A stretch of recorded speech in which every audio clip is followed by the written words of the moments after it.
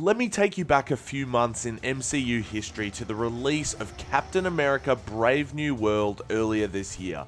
That movie was both a financial and critical flop, and at that stage, things were looking really bad for the MCU. Was it superhero fatigue? Or were they just creatively bankrupt? We then got Thunderbolts, which I really liked, but it didn't do well at the box office. Was this the end of Marvel's cinema dominance as we knew it? Well, you might have thought that until we got Fantastic Four: First Steps. Has this movie saved the Marvel Cinematic Universe? Directed by Matt Shakman, who did WandaVision, we have Fantastic Four: First Steps, a new rebooted origin story for those characters that you love. And guys, straight off the bat, I'm feeling a bit fantastic after watching this movie. I know maybe it sounds crazy to say, but this feels like the first Marvel movie in, I can't remember when, that it actually feels like they tried and they cared about what the movie actually looked like. The production design, the world building, throughout this whole film, it's rich with all these 60s retro-inspired graphics. And it doesn't feel like it's just AI-generated slop. It feels like this is really carefully curated, creative ideas and visuals that just enriched this film's world. The world building here was really, really stunning, and I think for me that's what will give this movie so much rewatch value in future. It's a world where for once it doesn't seem kind of bleak and one tone where, you know, it was sort of an afterthought, the cinematography and what it actually looked like what it does feel for a lot of Marvel films. This actually looked really nice. It kind of reminded me a bit of like Star Trek, the original series kind of aesthetic, which I really enjoyed because I love that. And also the cast.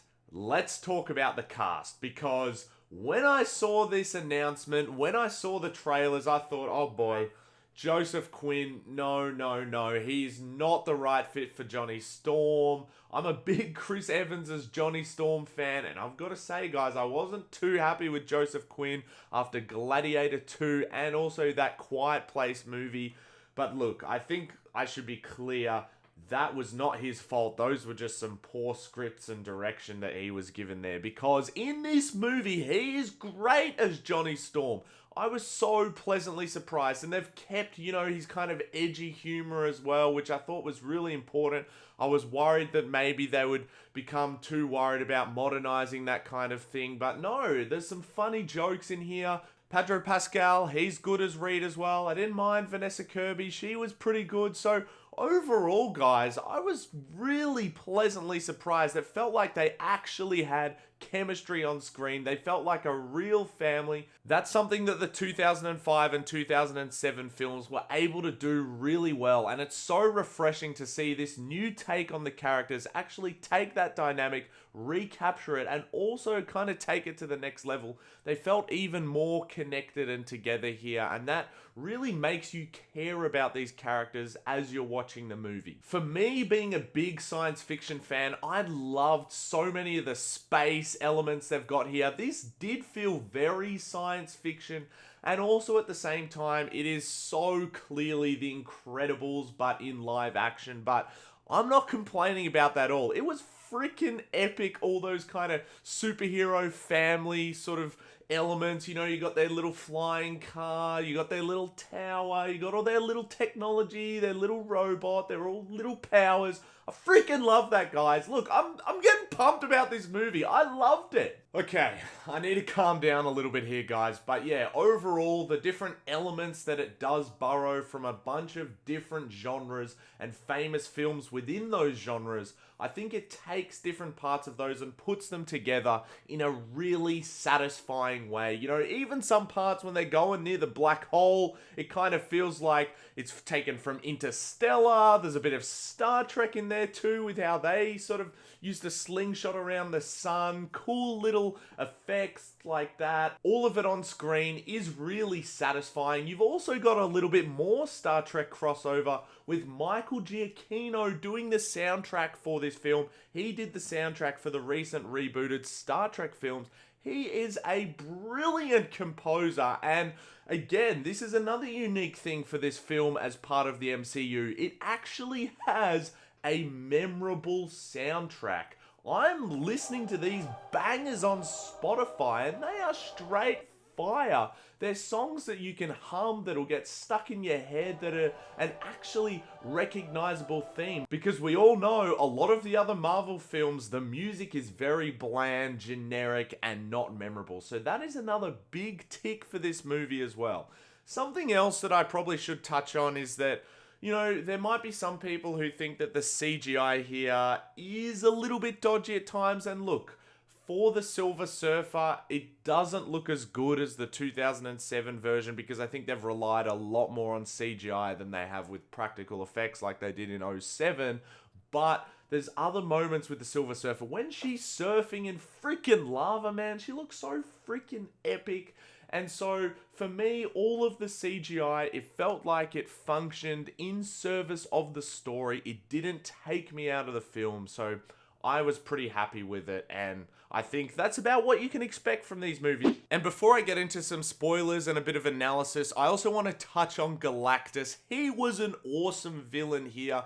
He did have a lot of aura. He felt threatening, and Ralph Ineson, I think that's how you pronounce his name, he portrayed the character so well. I love that guy's filmography. He's so cool across a bunch of Robert Eggers films in The Green Knight, and he was a great fit here. It had that feeling of cosmic horror, which I love as a science fiction fan. Something that Eternals, I thought, did really well. And I'd love to see a bit of that return here. You know, that scary feeling of deep space, the unknown, giant creatures that you can't quite understand. That was captured here in a cool and satisfying way. Spoiler warning for you now, guys. I want to touch on what I feel is the main theme of this movie and the main takeaway that I got from it. And a big reason why for me that, again, this is elevated beyond your standard superhero or MCU entry. I think a big theme in this film is, as I've touched on before, family. Throughout the film, both Sue and Reed are really quite afraid of the idea of having a child and what that might mean for their family. They're trying to push ahead with it, but deep down they're scared, and Sue Storm really emphasizes this, saying how afraid that she is of change, of things being different. And fast forward to the end of the film, when she actually gets killed by using her powers to push Galactus into the wormhole. Look, I can understand it's easy to sit back and roll your eyes, and I was almost kind of doing it myself when she gets resurrected by the magical new powers of the baby that she just had. It seems very Marvel, you know, there's no stakes, no one dies. But when I thought about it a little bit deeper, I think there's a special message here about how sometimes having a family, having a child, it can seem like maybe it's not the right thing to do, maybe it's too overwhelming, but at the end of the day, having a family can actually save you in ways that you might not have ever imagined or even thought possible. It is scary, right? Having a child, I haven't done it myself, but from what I've heard, from what I've seen, and from what I imagine, it is a very scary thing to do. But I think I like how this movie, it almost reassures you. It has a reassuring message about, hey, it's actually, everything is gonna be okay. It's gonna be hard. There's gonna be some challenges. But at the end of the day, a child brings hope and joy into the world. And I think that is a really beautiful message. Now, I know a lot of people, they're probably gonna be angry saying, oh, but, you know, nobody died in this movie. And maybe that's a fair criticism of this film, that ultimately the stakes don't quite feel real. Another little nitpick as well is that, yes, it seems a little bit ridiculous how they're kind of trying to come up with this plan to trap Galactus, and they have this giant lever that they have to pull to set up this portal, and it's just right in the open. And you know, Galactus, he kind of understands what's happening. It just seems a little bit like, guys, is that really the smartest plan you could have came up with? But, you know, I'm happy to look past that because, again, everything else in this film is so good. So overall, those are my minor criticisms on this film, but in general, I really liked it, if you can't tell, guys. And I think there's enough value here in the production design, in the world building, in the characters to have me want to rewatch this film very soon in the future. And in terms of the MCU, does it save it? Are we back, guys? Are we officially back? Well, straight out of the gates, it seems like it's doing pretty well at the box office, but more importantly, is it a good movie? I think that yes it is, and I think that this is the first time since 2019 with Endgame and Spider-Man Far From Home. That is the first time since then that we have had two Marvel movies come out that are both good. Two Marvel movies in a row that are good, guys. Oh yeah, it's all coming together.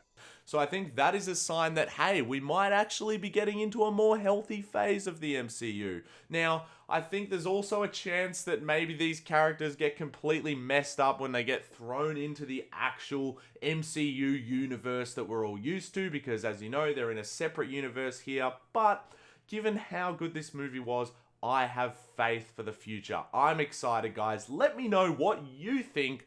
I am going to give this movie 4 stars out of 5. For me, it is up there in the top 5 movies of this year. Thank you guys so much for watching, and I'll see you in the next one.